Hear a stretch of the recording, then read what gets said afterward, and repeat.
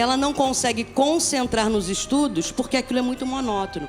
E aí a gente começa a trabalhar o TDAH justamente porque desenvolve isso por excesso do uso, a dificuldade de aprendizagem e por excesso desse uso desequilibrado da internet. Essas coisas todas podem acontecer. Eu acordo, irmão, se eu for responder o bom dia de todo mundo, já acabou meu dia.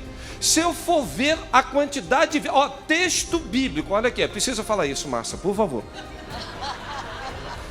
Se eu for ler todos os textos bíblicos e vídeos que me mandam, o meu dia tem que ter 36 horas. Aquilo que o ser humano não conhece, ele pensa que não existe. Então a gente está trazendo aqui situações que podem acontecer e que de repente os pais estão inocentes, né? Então é uma questão de orientar. Você vai decidir se vai fazer ou não, né, pastor?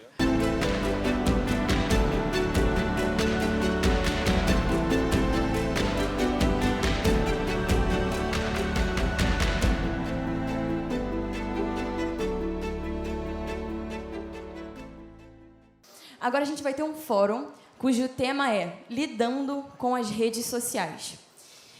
Para trazer uma base bíblica com relação a esse tema, eu queria ler para vocês 1 Coríntios 6, 12, que diz: Tudo me é permitido, mas nem tudo me convém. Tudo me é permitido, mas eu não deixarei que nada me domine. Nessa manhã a gente vai abordar assuntos, a gente vai abordar tópicos sobre coisas das nossas vidas, como, por exemplo, hoje em dia as redes sociais, que nos fazem inverter prioridades diante do Senhor. Nós vamos abordar pontos-chave para que a gente não coloque nada acima do nosso relacionamento com Deus. Então, por mais que você não esteja muito assim ligado nas redes sociais ou não use muito, eu queria que você prestasse atenção nessa manhã, porque daqui vão sair pontos fundamentais para a sua vida, para a sua caminhada cristã, que vão nos dizer que a gente não pode colocar nada à frente do Senhor, que nós não podemos inverter prioridades e que nós precisamos colocar e dar a Deus o primeiro lugar nas nossas vidas, que é de direito dele. Amém. Agora sim, a irmã Márcia. Parecido, né? Que bom podermos falar sobre um assunto tão relevante. E, para tanto, nós gostaríamos de convidar para compor a mesa a querida Eni Paniche. Eu queria que a igreja recebesse com muita alegria, aplaudindo ao Senhor pela vida de alguém que aceitou o nosso convite com tanto carinho. Pode subir, irmã. E uma pessoa que nós já conhecemos há bastante tempo, desde a PIB de Campo Grande, sempre nos atende com tanto carinho, uma pessoa tão doce, Cris Arantes. Vamos recebê-la.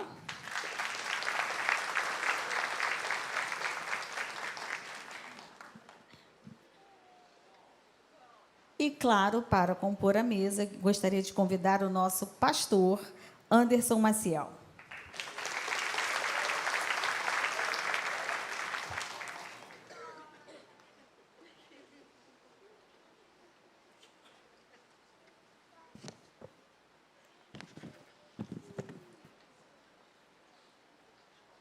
Muito bem, vocês enviaram as suas perguntas, eu espero que todas elas sejam respondidas.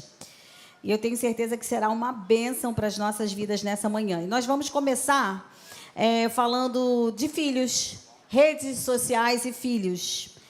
Então, eu queria começar com a pergunta de número 1 para a Cris. E a pergunta é: com que idade eu posso dar um celular para um filho? Que idade é a correta? Se existe essa idade correta? Como julgar isso, Cris? Com que idade eu posso fornecer um celular para meu filho?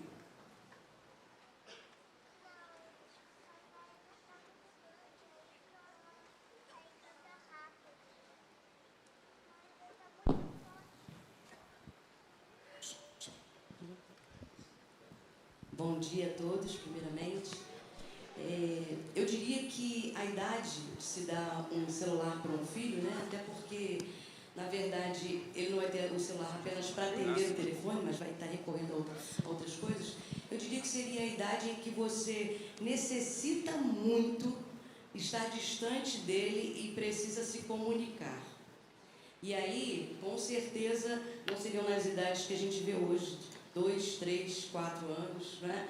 E em casa mesmo, meus filhos só foram ter já na adolescência, mesmo me criticando, mas é que como eu, como mãe, sei o que é o melhor.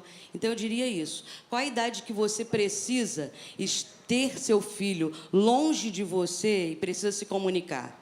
Essa seria, então, a idade em que você, antes disso, desnecessário. Perfeito. Vou fazer um link com a pergunta de número 7, que diz assim, então, qual é o argumento que eu posso usar para o meu filho para que ele entenda que não é o momento dele ter seu celular? Qual é o argumento que eu posso usar? Geralmente, a criança vai dizer, né, mas o meu colega tem e eu não tenho, não é? E aí a gente precisa lembrar aos nossos filhos quem eles são, a identidade deles, de filhos amados do Senhor. E eu não preciso ser o que o outro é, mas eu posso ser quem eu sou. E eu preciso também dizer a ele que, por eu amar, estou protegendo. E eu sei que não é necessário a ele naquele momento. E que o momento certo, tudo que é bom, ele terá. E aí, assim, a gente vai conversando. Porque Deuteronômio diz isso, né? De que eu tenho que inculcar na cabeça do meu filho a palavra. Ou seja, ao deitar, ao levantar. Então, se ele conhece a palavra, sabe que Deus é bom o tempo todo, e você é um pai que cuida disso, ele vai entender. A primeira coisa que eu acho que ele deve entender é isso. A identidade dele. Ele não precisa ser igual ao colega. Porque, na verdade, ele vai querer porque o outro tem. Que é um dos problemas que a gente vai ver na rede social. Aliás, é uma resposta que os filhos amam, né? Você não é todo mundo. Continuando na questão de filhos, doutora Eni, a pergunta de número 5 diz, quais são os sinais que pode gerar num filho que fica muito tempo com equipamentos eletrônicos nas redes sociais? O que vai acarretar na vida desse filho? Bom dia a todos. É um prazer estar aqui. Obrigada pela confiança, pastor. O seguinte, quando se fala de filhos, existem estudos da neurociências que uma criança, ao nascer, ela nasce com um cérebro incompleto. Esse cérebro só vai completar em torno de 7 anos. Então, se a criança, até os 7 anos, ficar muito ligado em telas, é possível que atrapalhe o neurodesenvolvimento. Por quê? Tudo que a criança assimila é uma mente passiva. De 0 a 7 anos, o que vai acontecer? A criança, ela não é o que você fala para ela, o que ela vê acontecendo, ela absorve. O cérebro não tem aquela atribuição de senso de valor ou de juízo. Tudo vem e ela vai acatando. Então, isso é muito perigoso. Por quê? Todo comportamento que se pratica, repete, automatiza. Então, todo vício é um comportamento no automático. E é claro e evidente, eu achei muito interessante que não está se falando nem da internet, está se falando de redes sociais. Porque a internet é muito útil. Hoje o mundo gira em torno da internet, que é um instrumento para o bem ou para o mal, claro. Então, quando se fala de filho, os pais precisam ter muito cuidado. E não é só até os 7 anos, não, tá? Hoje a ciência já explica que pensava-se que era só até os 7 anos que tinha neuroplasticidade. O que é neuroplasticidade? São tecidos neurológicos que vão ampliando o cérebro. E já se descobriu hoje que é enquanto a gente viver. Isso é maravilhoso, né? Mas, se eu tiver oportunidade, eu volto a falar nesse assunto em relação até os jovens de 25 anos, tá? Perfeito. Continuando nessa mesma linha, então, eu não sei se vocês gostariam de falar alguma coisa, uma pergunta que é coerente também. Então, as deformações, elas são geradas nas crianças e nos adolescentes, e isso pode ser decorrente pelo mau uso de redes sociais. Existe alguma outra deformação, além dessa neuroplasticidade, na neurociência? Existe alguma outra deformação que pode ser gerada nos filhos? Sim, eu trabalho em escola, então eu tenho um amplo acervo ali. E o que a gente vê hoje em dia, principalmente, não somente depois da pandemia, mas pelo uso excessivo. Há crianças, inclusive, que, para dormir, precisam da tela para dormir, o que, na verdade, o que a cabeça deveria ter 2 horas antes de dormir, longe da tela, para não atiçar outras coisas, né? Eles têm acesso a isso. E, conclusão, eles passam a ser... Muitas crianças, às vezes, são tratadas como TDAH e, muitas das vezes, ela não tem o TDAH.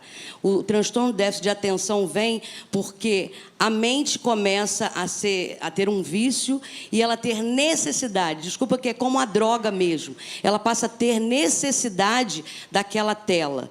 E aí o que acontece? Ela não consegue concentrar nos estudos porque aquilo é muito monótono. E aí a gente tem depressão infantil, a gente tem o déficit de atenção na sala de aula, a gente tem...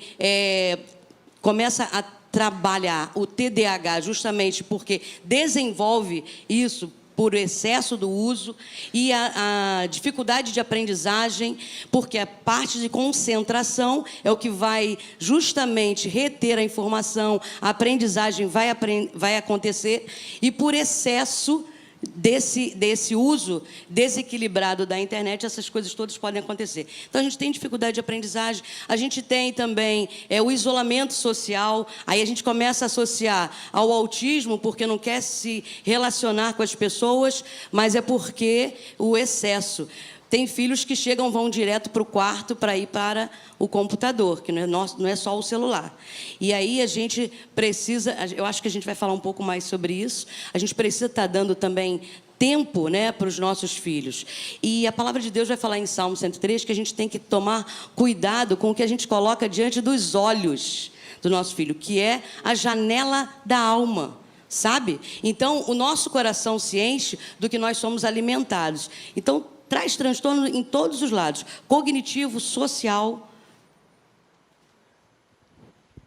Eu queria só falar um pouquinho sobre isso, porque hoje a gente está vivendo um momento dentro da igreja em que nós não estamos aprendendo que para tudo há um tempo determinado. A pressão social está levando a precipitação de coisas extremamente maléficas. Isso desde o namoro. Tem jovenzinho de 12, 13 anos de idade falando de namoro. O que é isso? Porque o outro está namorando. Agora, eu quero salientar o que acabou de ser dito aqui, da dificuldade de aprendizagem, porque tudo isso que está sendo narrado aqui, o teu filho está com dificuldade de aprender sobre Deus, de aprender sobre Bíblia e de se concentrar, de ler Bíblia. E o pior, o comportamento dele na hora de ir para a igreja não quer socializar. Aí, o pai, quando vê o filho desse jeito, ele quer que a igreja se molde ao filho, mas não quer ter o trabalho de moldar o filho aquilo que precisa para estar aprendendo dentro da igreja.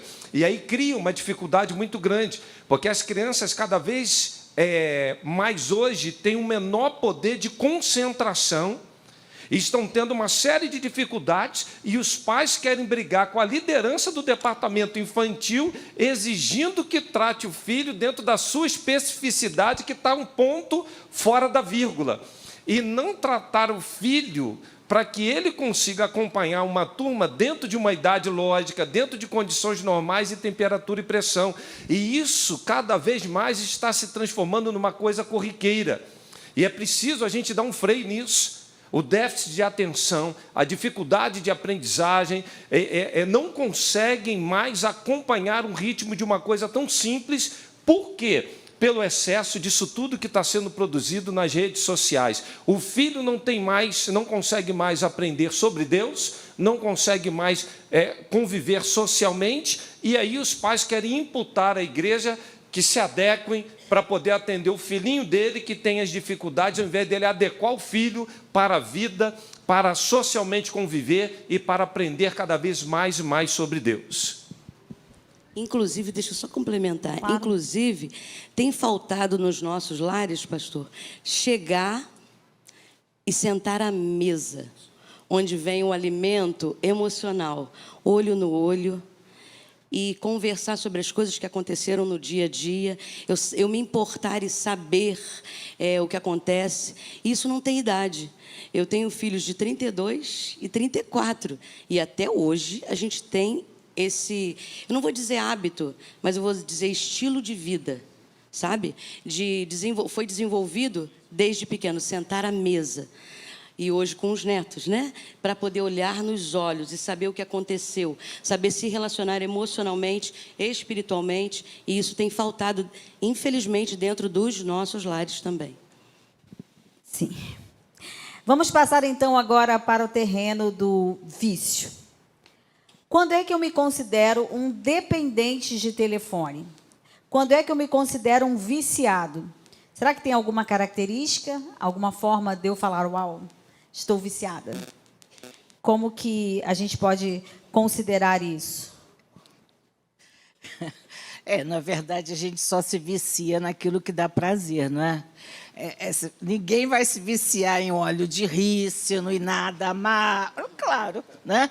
Então, é certo que as redes sociais são agradáveis, trazem prazer, os joguinhos também, mas a gente tem que ter cuidado, tudo aquilo que atrapalha o nosso estilo de vida, as nossas obrigações, responsabilidades, e que você não consegue mais dar limite a si mesmo, você já está se tornando dependente daquele, especialmente que mas é só uma dependência psicológica porque eu não bebo nada. Gente, vocês não têm noção, o uso de joguinhos, telas, trabalham no cérebro de uma tal forma que libera endorfinas, dopaminas, são substâncias que são liberadas no corpo, igual quando se usa cocaína, outras drogas. Então, isso é muito sério. Como eu falei na minha fala anterior, a criança de 0 a 7 anos é um perigo, tá? Tem que ser assim. Eu sei, é muito fácil a gente chegar aqui e falar, a gente que criou filho numa época em que não tinha nada disso, né? Tinha televisão, né? Agora, eu sei que é difícil, às vezes a mãe coloca o filho para ver, fazer um joguinho, porque ela precisa lavar louça, fazer comida, alguma coisa. Mas, mesmo assim, é importante, porque aquilo que o ser humano não conhece, ele pensa que não existe. Então, a gente está trazendo aqui situações que podem acontecer e que, de repente, os pais estão inocentes, né? Então, é uma questão de orientar. Orientar. Você vai decidir se vai fazer ou não, né, pastor? Então, a gente está aqui falando, por exemplo, até 25 anos de idade, antigamente tinha um estudo que a adolescência terminava, tipo, 18, 20 anos. Hoje existem estudos neurocientíficos comprovadamente que a adolescência neurobiológica ela termina na 3ª década da vida. Então, é o lobo pré-frontal, é uma parte que nós temos aqui na frente, por trás da testa, dentro do cérebro. Ele é tecido durante toda a infância, adolescência, até mais ou menos 25 a 30 anos. É a parte responsável pelos limites, pelo juízo, pelo senso de responsabilidade, escolhas, decisões. Ou seja, aí eu fui pesquisar isso na Bíblia. Aí eu fui ver, nossa, que coisa fantástica. Jesus iniciou o ministério dele aos 30 anos. Davi foi rei aos 30 anos. José foi governador aos 30 anos. Deus chamou pessoas depois dos 30, 40 anos. Timóteo se sentia muito mal por ser muito neófito, muito novinho. Por quê? Tudo isso aqui que a gente está ensinando agora, os pais precisam, a criança desde nova, desenvolver autonomia e autorresponsabilidade. Por exemplo, eu tive uma experiência que a minha filha, ela chupou chupeta até 7 anos, aí quando chegou numa idade que ela já sabia, sabe? Eu escrevi um papel, falei assim, ó, tá aqui, eu li, olha, eu, Sara de Macedo Peniche, declaro que a minha mãe me avisou que eu posso ter problemas na arcada dentária. Aí a Sina botou lá o nome dela de qualquer forma. Então, isso eu já estava, antes dos 7 anos, desenvolvendo nela autorresponsabilidade. O que muitos pais não fazem. Ah, mas por que eu não posso ver joguinho? Por que eu não posso ficar na tela? Você, aprendendo aqui, você vai explicar para os seus filhos. Ainda assim, se eles não acreditarem, vocês façam um contrato. Eu sempre fiz isso. Eu faço até com o paciente. Por quê? Porque essa autonomia e autorresponsabilidade desenvolve o autocuidado. O autocuidado. E a própria Bíblia diz que nós colhemos o que semeamos. O tema do sermão de hoje à noite, 18 horas, não perca, a profecia. Continue. Spoiler. A gente vai colher o que semeamos. Cris, é muito interessante a sua abordagem, porque interessante que a preocupação com as redes sociais não são só com os filhos, né? E eu estou vendo já um monte de pai fazendo contrato aí já com os filhos para responsabilizá-los. A Emeline, já vou redigir alguns, não é? Mas assim, a preocupação aqui agora, ela gira em torno da dependência, acredito já, do adulto, daquela pessoa que já se considera independente. E a pergunta seguinte tem muito a ver com isso, é relacionada a vício também. Como dizer para um homem casado que ele está viciado em jogos eletrônicos na internet? Como dizer para uma pessoa adulta? Porque, às vezes, nós pensamos que é só a criança, só a primeira infância. Estou sentindo um burburinho aí. Não estou sentindo um... Porque, na verdade, nós pensamos, às vezes, que são só as crianças, né? Companhia só para as crianças. Não, gente adulta também tem que saber com quem tem que andar. E a relação com as redes sociais também. Então, como alertar, pastor Anderson? Deixa eu só falar... Sabe o que acontece? A doutora Eni estava falando assim, né? A gente é de uma geração que... A gente ficava mocinha com 13 anos de idade. Hoje é com 9. Mas a gente casava com 20, 19 anos. E se tem uma coisa que amadurece a gente, é assumir responsabilidade. Como isso amadurece a gente? Ocorre que hoje já tem estudos e pesquisas falando que uma pessoa está amadurecendo de um âmbito geral, aproximadamente aos 53 anos de idade. Então, o que a gente percebe é que, fisicamente, fisiologicamente, há um amadurecimento mais precoce do que na nossa época. Mas que, mentalmente, parece que há um retardo, que a pessoa só está amadurecendo lá na frente, porque não tem responsabilidade, porque... Eu fico vendo assim, irmãos, hoje, uns comportamentos de uns homens casados, que dá vontade de falar assim, ô sujeito, seja homem, rapaz.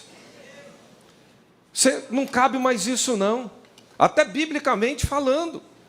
É só ler 1 Coríntios 7, é só ler os deveres maritais. O camarada, às vezes, passa a noite inteira, ainda faz, sabe o quê? Reúne os amigos para um clube de jogos na casa de um, mas nunca reuniu os amigos para uma vigília. Aliás, deixa eu pegar um pouquinho mais pesado. Enquanto ele está lá no clube dos jogos, já ali, né, falando aquele negócio, aí o cara sai sexta-feira, vem para a igreja para a madrugada do carinho. Aí sábado vira a noite inteira em casa com joguinhos eletrônicos. E a esposa está em casa assim, eu nunca tive uma madrugada do carinho com esse homem. E é verdade, irmãos. A gente precisa acordar para a vida. Porque o tempo está passando e envelhecer é obrigatório, só que amadurecer é facultativo. E as pessoas hoje não querem amadurecer. Você pede para ter responsabilidade, acha que o céu vai cair. Ai, meu Deus, eu vou ter que pagar essa conta, agora eu começo a tremer. Especialmente iniciativa, né? Não, iniciativa acabou. Até por conta do córtex frontal, tudo isso aí é a área que atinge, o hipotálamo, que você não tem mais senso das coisas. Eu vejo hoje uma falta de senso, irmãos, coisas básicas. Por que isso? Por que hoje as pessoas não querem assumir responsabilidade? Caso ele quer ter aquele comportamento daquele garotão lá de trás.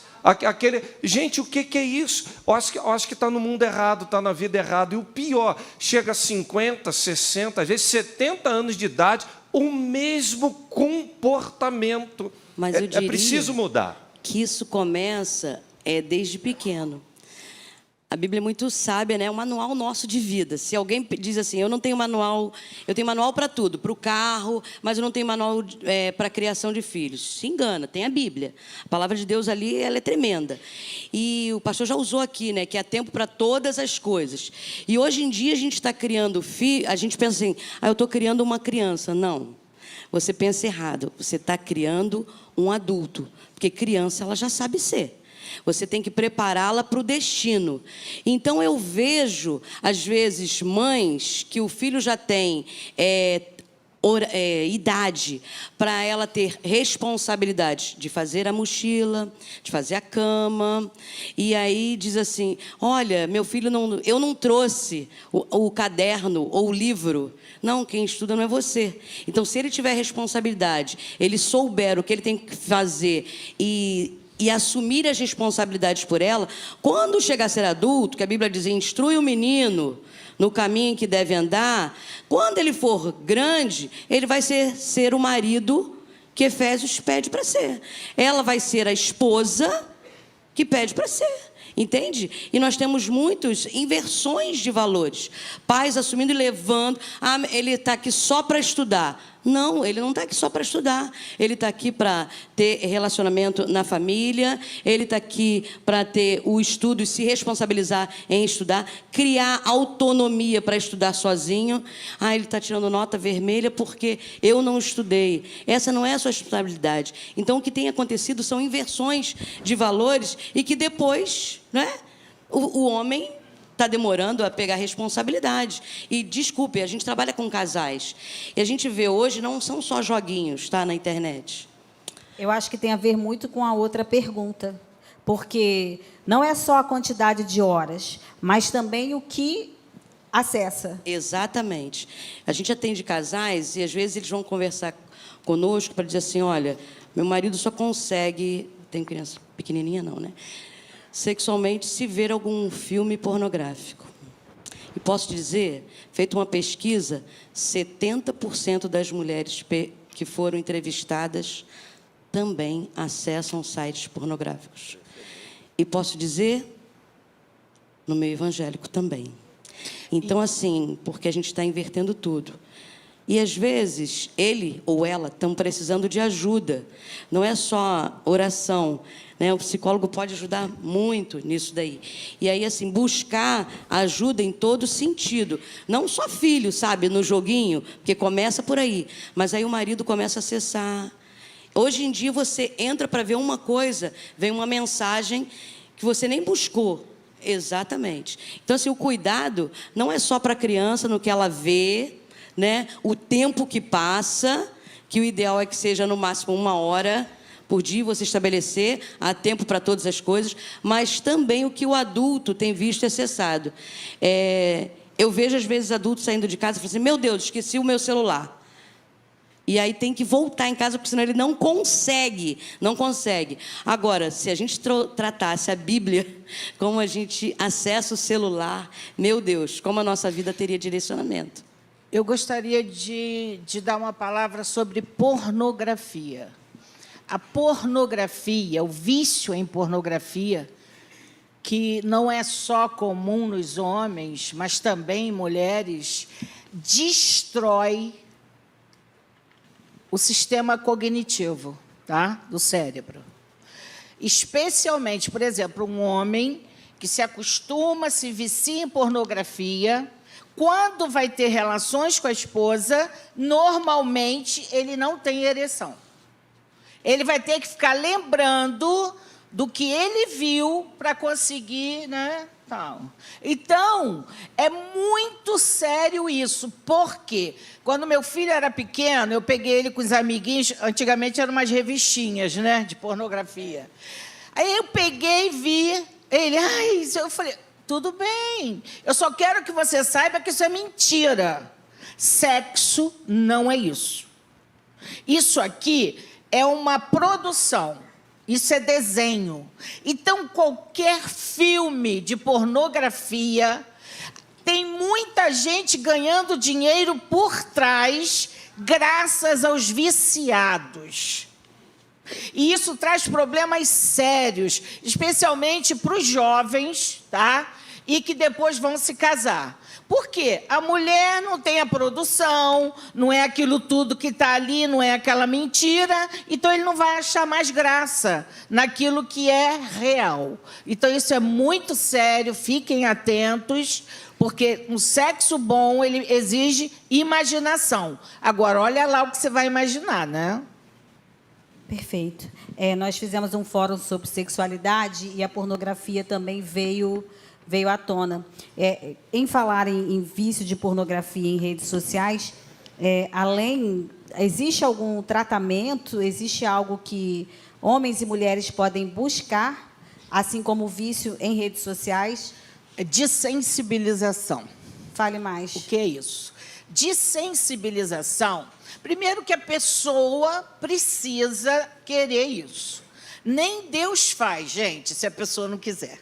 Deus é Deus do impossível, mas o possível depende de nós. Então, a pessoa precisa, por exemplo, num fórum como esse, você está tendo conhecimento, você vai se checar. Pô, isso está acontecendo comigo, eu preciso de ajuda. Gente, isso não tem problema. Pedir ajuda é o ato mais inteligente que uma pessoa faz, é pedir ajuda. Então, como que acontece? Você está viciado em telas, você está viciado em pornografia, seja lá o que for. Jogos. Você precisa de uma ajuda, de preferência um profissional da área de saúde mental, que vai trabalhar, por exemplo, eu trabalho com a comportamental e a neurociências, porque tudo hoje é ambiente, comportamento. Aí o que vai fazer? Vai ter técnicas que você vai diminuindo as horas que você fica, porque romper de imediato, tem pessoas que ficam em abstinência. Você sabia o que é abstinência? Abstinência tem até tremor. É igual quando uma pessoa é viciada em café e não toma, tem dor de cabeça. Qualquer vício tem uma resposta cerebral igual para o cérebro. O cérebro não sabe se é bebida, se é jogos, ele recebe a estimulação de todo o processo que está acontecendo. A pessoa fica cheia de dopamina. O que é dopamina? É aquela motivação, fica efusivo. Então, tem pessoas que têm que começar a trabalhar o ambiente. Qual é o horário que você costuma pegar o seu jogo, que é viciado à pornografia? Tal hora. Antes de dormir. Então, você vai diminuindo, você vai deixar o celular em outro cômodo. Mas é uma parceria. Por quê? O teu instrutor, o teu psicólogo, o psiquiatra, não vai estar com você. E por isso que eu falo de autorresponsabilidade, autonomia. Eu fui uma mãe que eu nunca me preocupei com a nota dos meus filhos. Sabe por quê? Eu dizia assim, o problema é teu. O mundo não gosta de gente que não estuda. Você escolhe. Acabou. Nunca precisei cobrar que passasse de ano. Então, a gente precisa trabalhar isso com nossos filhos. Os pais têm muita dificuldade para lidar com a frustração dos filhos. Dizer não para um pai é uma coisa dolorosa. Eu acho maravilhosa, sabe? Então, é uma responsabilidade dos pais. Os pais são responsáveis, até a vida adolescência dos filhos, a colocar limites. Depois vai ficar, como disse o pastor Anderson, casa, a mulher que tem que lembrar dos boletos, a mulher que tem que botar o café da manhã dele para ele ir trabalhar. É um absurdo. Parece que ele deu continuidade à vida com a mãe. Então, mulheres, existe isso, infelizmente, na vida dos homens, mais do que na das mulheres, porque as mães dão boa vida aos filhos, homens. As mães só colocam as filhas para trabalhar dentro de casa. Eu não vejo mãe mandando um filho lavar louça. Mas a menina tem que lavar. Eu mandava. Para com isso. Você quer casar? A casa é tua. Você não vai lavar louça para tua esposa, não. Você vai lavar louça para a tua casa. É parceria. A casa é dos dois. Aí fica assim, o filho é dos dois. As mães aqui, vou para casa que eu tenho que cuidar do meu filhinho, tadinho, nem tá lá em casa, tem nem o que comer. Quantos idade? 35, 40 anos de idade. Verdade. Tadinho desse menino. Gente. Coitadinho dele. Acordem, mamães. Tadinho, ele não sabe. Eu queria falar uma coisa aqui, sério. muito rápido aqui, ó. E tem gente que está dependente da rede social, de internet. Fala isso muito rápido. Entra uma mensagem, fica assim, ó. Irmãos, é uma agonia, um frenesi. Não consegue participar de uma reunião de 30 minutos sem mexer no celular e ver uma mensagem. Já está caracterizando que tem problema, irmãos. Não é possível. Esse dia eu estava em casa lá, aí eu gosto, eu tenho minhas manias, eu acordo, enfim. Aí, daqui a pouco tem mensagem no Instagram, mensagem no meu celular, 500 mensagens, num prazo assim de uns 40 minutos, pessoal, pastor, pelo amor de Deus, eu estou tentando falar com o senhor. Eu falei, irmãos, eu ainda durmo, ainda como, ainda oro, acredite. Ainda leio até Bíblia, mas uma agonia. Por quê? Me chamou num contato, não consegue, e começa a desencadear um monte de outros. É síndrome do imediatismo. É isso. E aí quando você responde a pessoa assim, ó, e o meu celular está escrito, seja claro, preciso e conciso. Aí a pessoa me manda áudio de 30 minutos. Irmão, não quer que eu ouça. Aí tem hora que eu mando a resposta assim, eu vou ouvir igual Casas Bahias, em suaves prestações. Porque não é possível, irmão. Eu fiz um gabinete essa semana, aí vou lá, maior carinho, amor, aí o camarada chega em casa, me manda um testamento, que eu falei, irmãos, eu vou ficar uma semana para ler isso tudo. Eu acordo, irmão, se eu for responder o bom dia de todo mundo, já acabou meu dia. Se eu for ver a quantidade de... texto bíblico, olha aqui, precisa falar isso, Márcia, por favor. Se eu for ler todos os textos bíblicos e vídeos que me mandam, o meu dia tem que ter 36 horas. E não vai dar tempo. Aí tem hora que eu falo, pastor, nem viu o meu vídeo, né? Aí eu fico, pô, irmão, por favor, se for importante, manda. Tem gente que manda todo dia. Eu respeito, irmão, cada um na sua. Olha, eu respeito... A gente precisa levantar uma campanha para parar com esse negócio. Bom dia, boa tarde, boa noite no WhatsApp. Mas posso falar? Peraí. Ok? Mas peraí, Só para a gente finalizar aqui, tem uma figurinha boa. Eu tenho que Bom falar dia, isso boa aqui. tarde, boa noite, válido por um ano. Aí você manda, não é? Não, deixa eu falar Acabou. uma coisa aqui. Aqui, querido, eu vejo o grupo assim, eu estou em todos os grupos da igreja. O grupo da terceira idade acorda com bom dia, boa tarde, boa noite. É uma coisa assim. Mas porque tem tempo para isso, irmãos. Que bênção. E eu respeito, eu acho muito saudável, né, pastor, sim, pastor João? Pastor, vamos voltar. Agora, eu queria só terminar falando uma coisa aqui biblicamente, irmão, por favor. O pastor é meu marido bem rápido, ainda, né, bem gente? rápido. O problema é que as pessoas estão perdendo um senso disso, irmãos.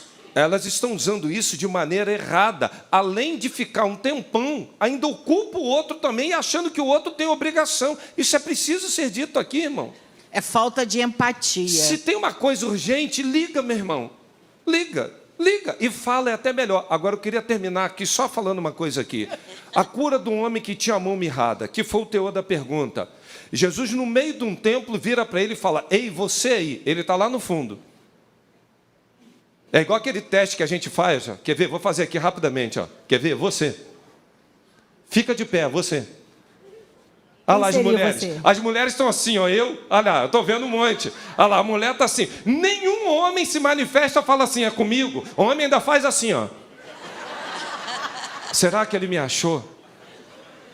É um teste, eu gosto de fazer isso com o auditório. Mulher fala assim, é comigo? Está me chamando, sou eu? Eu vou. Você faz assim, ó, no meio, o homem faz assim, ó. Ai, meu pai. A cura do homem que tinha a mão mirrada, Jesus fala, e você? Todo mundo olhou para ele. Fala assim, ó, vem para o meio. Ele saiu lá de trás e veio. Jesus fala assim, estende a tua mão. No momento que ele estende a mão, aquilo que estava mirrado na vida dele fora curado. O que estamos tratando aqui nessa manhã, o que está mirrado na tua vida, o que precisa de cura, de libertação, você precisa tirar das trevas e expor. Só é curado quem quer. Amém.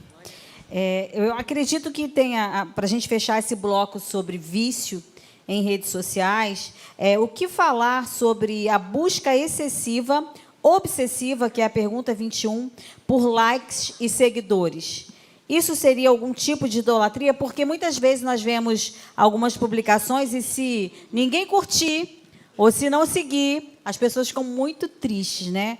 Então, como falar sobre isso? Sobre essa busca obsessiva ainda dentro do vício, essa busca excessiva de likes, seguidores, o que significa isso na vida de uma pessoa? Então, é idolatria, né? Que ela pergunta aí. Com certeza, porque tudo que tira o foco de Jesus, inclusive, acho que foi a filha do pastor que estava dizendo, exatamente, ela fez uma abertura sensacional, dizendo que a gente precisa entender sobre o assunto, porque nós estamos tirando a prioridade, o foco de Jesus e levando para outras coisas. Então, com certeza, é idolatria. E, segundo, eu não vou dizer a você que somente seja porque é um vício, mas pode ser uma necessidade de aprovação, entende? Que aí já é um espírito de rejeição embutido, e aí ela precisa ser aprovada pelo outro para que ela possa se sentir aceita. Então tem muitas coisas aí embutidas, não só a idolatria, mas também esse espírito de rejeição que a gente vê muito hoje, que é a necessidade, por não conhecer quem você é, a tua identidade, você ter essa necessidade de aprovação. Então por isso precisa dos likezinhos ali, né? Doutora Eni, pode complementar. Eu vou complementar, que eu até esqueci de falar, a questão de como ser curado do vício é um processo de autossuperação. Se autossuperar, ou seja, você conseguir encontrar, você está aqui, estado atual, você quer chegar no estado desejado. Aqui, você vai ter que investir. Você vai ter que sentir dor. É o culto racional que está lá em Romanos 12, 1 e 2. Rogo-vos, pois, irmãos, pela compaixão de Deus, que apresenteis os vossos corpos vivos, santo e agradável a Deus, que é o vosso culto racional. Não tem culto ao corpo? Culto racional é culto ao raciocínio e razão. Então, você precisa raciocinar. Por que eu escolho sair desse vício? Você hoje está dando algumas respostas.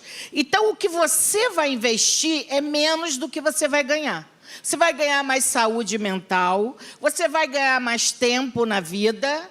Então, entre A até o B, nesse caminho é um processo de autossuperação.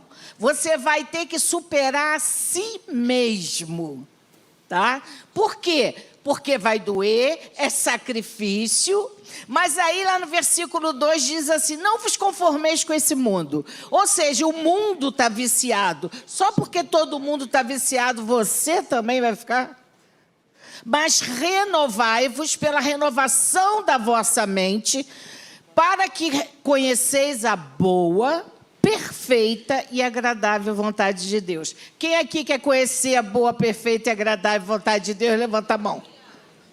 Então vamos ter que fazer sacrifícios da carne. Amém. Teste ao vivo. Autossuperação. Teste ao vivo. Quem mexeu no celular aqui para outros fins que não compartilhar o culto durante o momento que nós estamos aqui? Olha, antes, que igreja santa. Ninguém mexeu no celular. Vamos adorar ao Senhor?